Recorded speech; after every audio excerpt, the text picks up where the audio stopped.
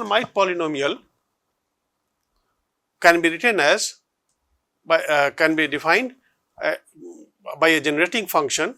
H and y becomes minus 1 raised to the power n exponential y square d raised to the power n exponential minus y square divided by dy raised to the power n. So, this is your generating functions of Hermite polynomial. This is simply taken from mathematics, do not worry about it, from where you get this one.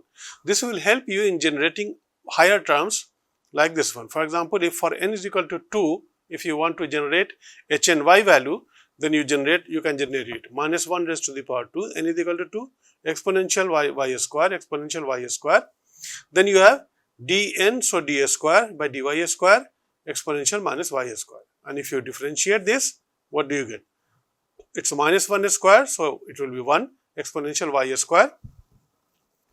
Then differentiation will give you minus 2 exponential minus y square plus 4 y square exponential minus y square divided by 2. Okay. So this is the term, and for if you again reduce, this will reduce to minus 2 plus 4 y square. Okay. Because you have exponential y square, exponential minus y square, exponential minus y square. So, this will go, what will remain is this one, minus 2 and plus 4 y square. So, this will be the hn h2y.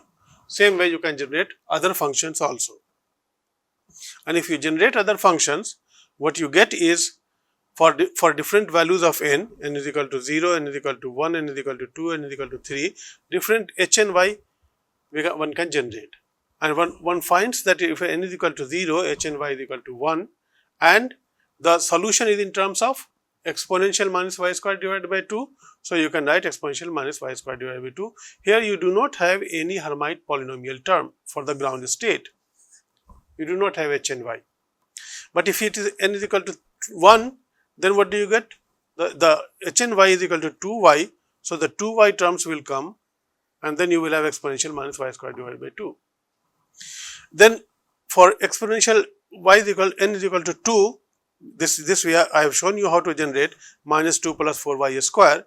So, this will be 4y square minus 2. This is your h and y functions. This part is h and y. This part is h and y. And here you do not have h and y. Okay. So, this is your Hermite polynomial term, and this is your exponential term. So, any solution of the simple harmonic oscillator will result into two parts. One is Hermite polynomial part, and another is exponential minus y square divided by 2 part. Okay. So, and y is what? Y is a new, why we introduced as a new variable, and we put y is equal to root beta x. So, if you always what you can do, you can change y into root beta x, y is equal to root beta x. So, if you put y square, it will be what? Beta x square, and the solution will be minus beta x square divided by 2. Okay. So, same way we have changed the 2y, so 2 root beta x, again minus beta x square divided by 2. Okay.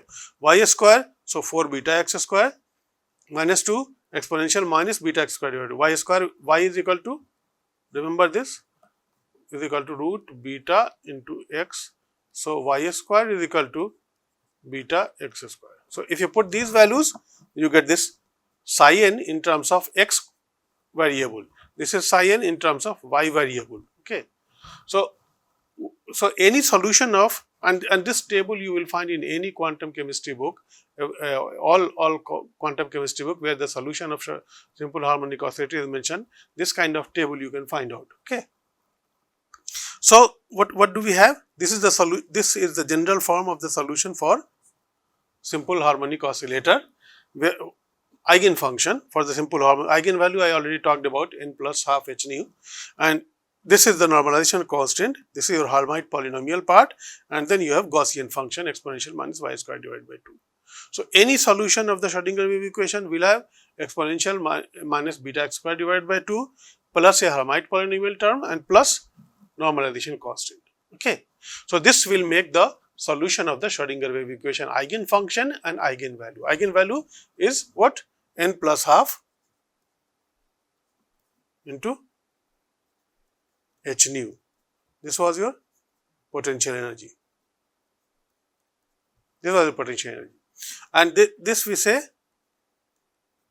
vibration energy, sorry, potential energy. This we say V plus half h nu, and you are aware of this, that when we put V is equal to 0, you get E, no, E is equal to 0 is equal to half h nu, and this we say as the 0 point energy. So, all this was the result of the solution of the Schrodinger wave equation to the hydrogen atom was known to you, that you have a vibration energy equal to V plus half h nu, which forms the basis of IR spectroscopy.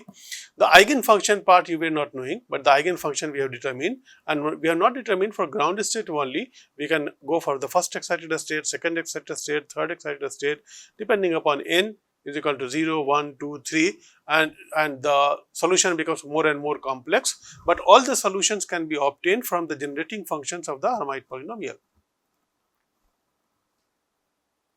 This is the generating function. So, if you have n is equal to 4, n is equal to 5, you can put this value, do the differentiation 5 times and 3 times and 4 times, and you can get the h and y value. So, h4y, h5y, h6y, all you can calculate. You try to do it for some terms, so that will make you aware of the things, that how does the quantum mechanical solution is obtained. Okay. So, here the simplest term is ground state term, where you do not have a Hermite polynomial, and I have tried to do the normalization of this equation. So, if you try to normalize the ground state wave function, I said you that in everywhere you have seen in the previous module, that when I find an eigenfunction or a wave function for the system, we try to normalize the wave function.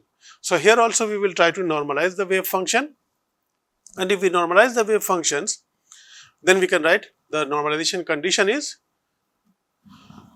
integral of psi square d tau becomes equal to 1 when it is integrated from minus infinity to plus infinity. Okay. And if it is an unnormalized function, then for normalization you multiply it by a constant n. So, n, if you multiply by n, then n square psi n y dx is equal to 1. This is the normalization condition that you know, and if you put the value of the ground state wave function psi naught y, and you know ground state wave function is what? Only exponential minus y square divided by 2. Okay. This is your ground state wave function. Ground state eigenfunction, but it is not normalized. Okay. N naught is the normalization constant, here I have written, and in the previous second slide n I have written. Okay. So, that is the same thing. So, if you try to find out, what do you do? You get psi naught square y dx, and psi naught is what? Exponential minus y square divided by 2. So, exponential minus y square divided by 2, exponential minus y square divided by 2, and dx will be equal to dy divided by root beta. Okay. So, dy divided by root beta, and this,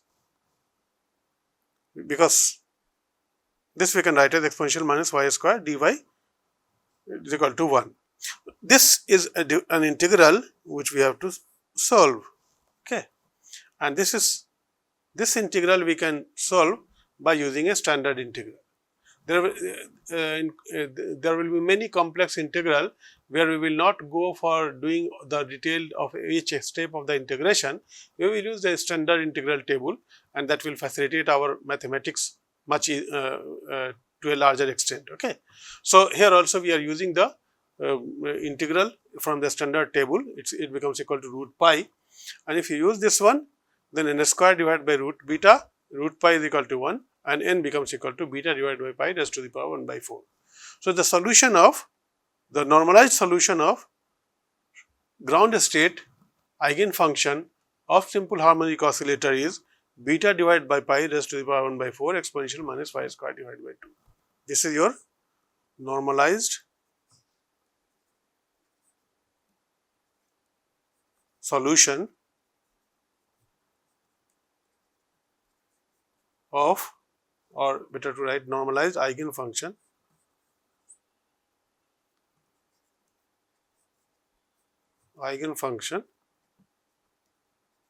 for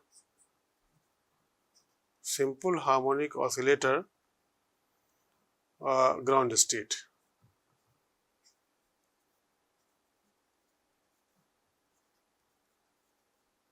ground state. Okay. So the purpose of our calculation was that to find out the eigenfunction and eigenvalue. So we find the eigenfunction, we find the eigenvalue for the ground state is, you know, it is 0 point energy. E naught is equal to half h nu. Okay. So we have the, for the ground state you have the eigenvalue also, for the ground state you have the eigenfunction also. For excited state also you can find out in the similar fashion. Okay. So it's this one. Okay, minus y square divided by 2. I have changed just y square in terms of x.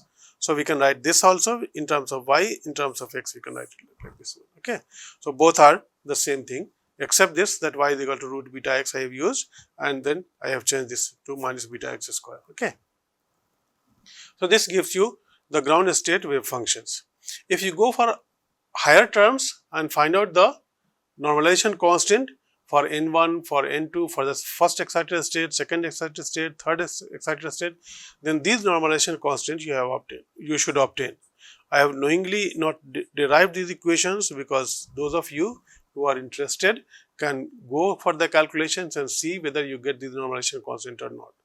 And if you put these values into the equations of eigenfunctions, then your first excited state becomes equal to 1 by root 2 beta divided by pi raised to the power 1 by 4 into 2 root beta x exponential minus beta x square. So what does this part tells you? This part is your h and y. Okay, it was actually 2y if you remember, and 2y becomes equal to root beta x. So this is your h and Hermite polynomial part, h and y part. Okay, this is your normalization constant part, and this is your Gaussian function, which will be always there. Okay. So three different components make up the eigenfunction of simple harmonic oscillator. One is normalization constant, another is Hermite polynomial part, and the third one is the Gaussian function exponential minus beta x square divided by 2, or you write exponential minus y square divided by 2. Both are the same thing. Okay.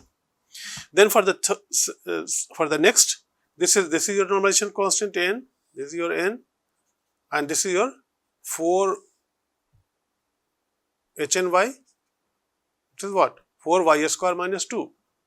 Okay, because beta x square is actually h and y is this I derived in the previous slide, 4 y square minus 2, or y square becomes equal to beta x square, and this is your Gaussian part. Okay, so every eigenfunctions will have these equations. You can try to find out. This one is again h and y part.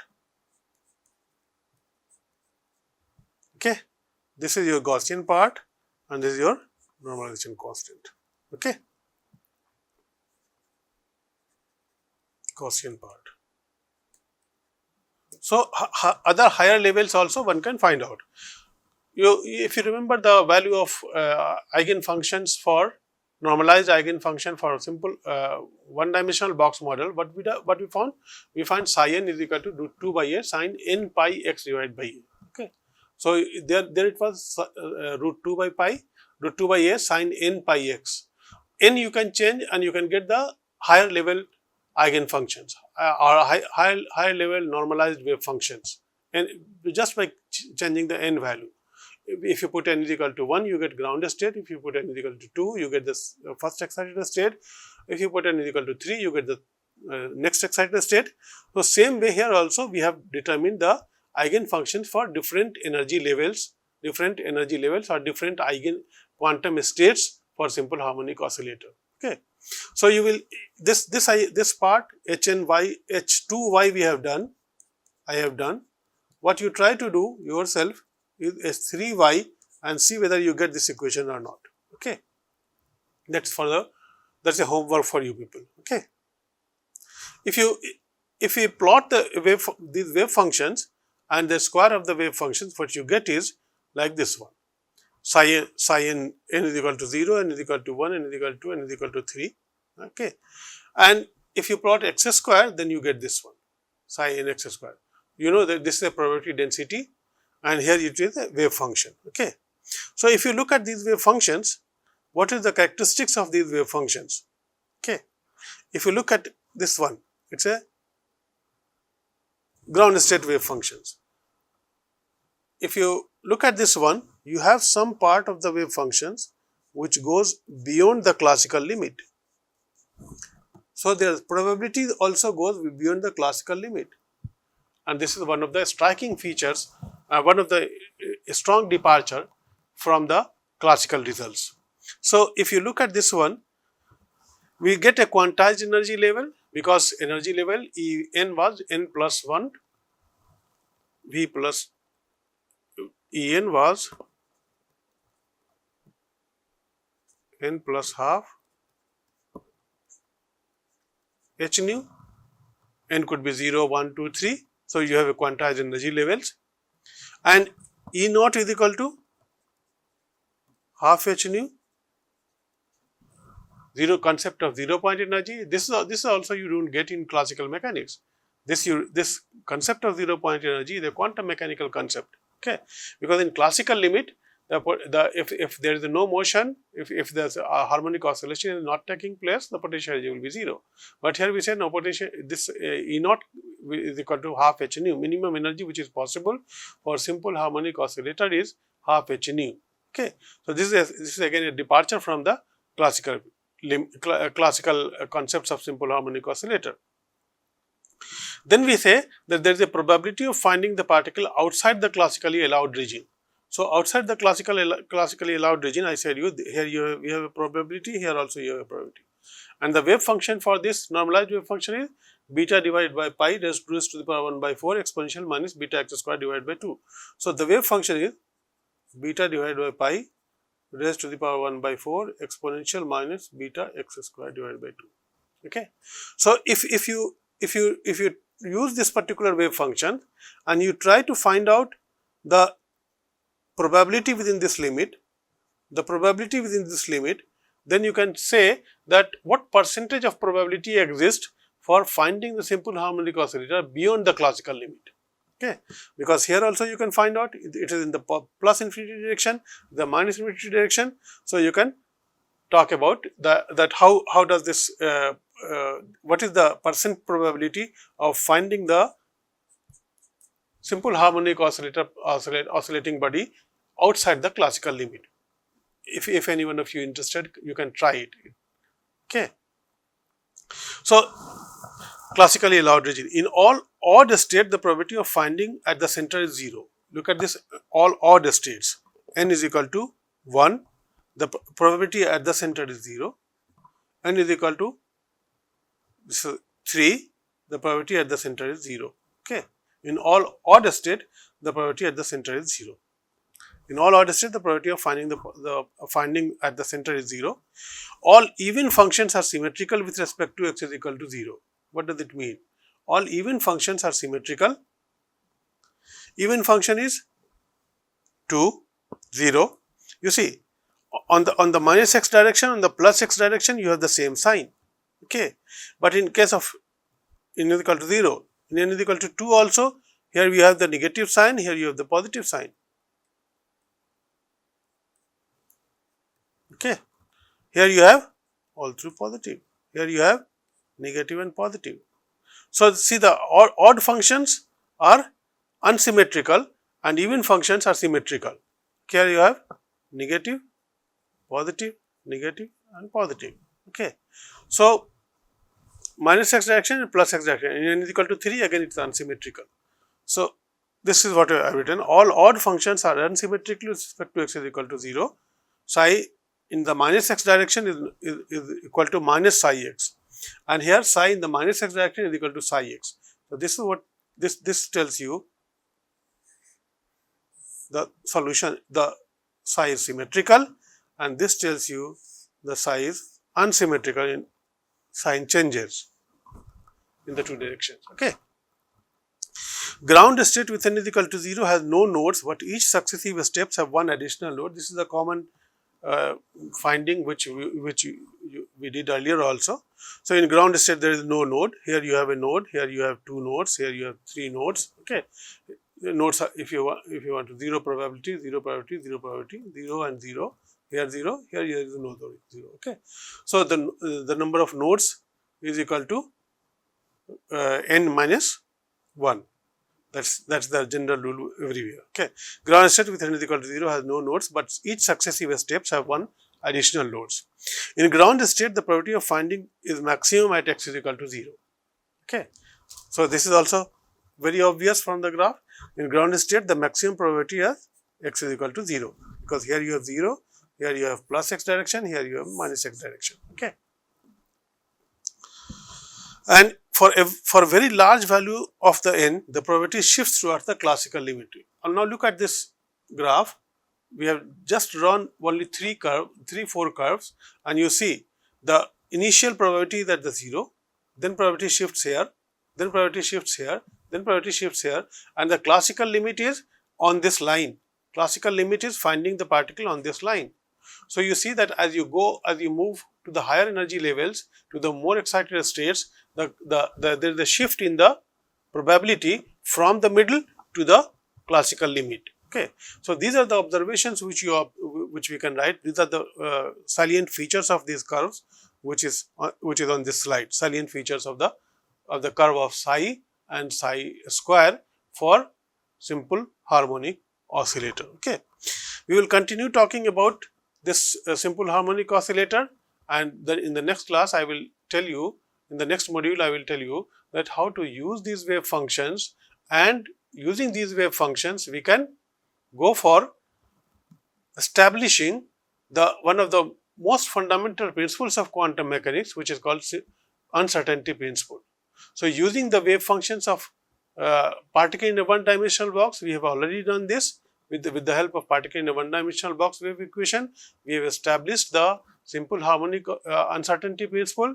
Now we will do the same thing using the eigenfunctions of simple harmonic oscillator. We will try to establish uncertainty principle in the next module. Okay, thank you.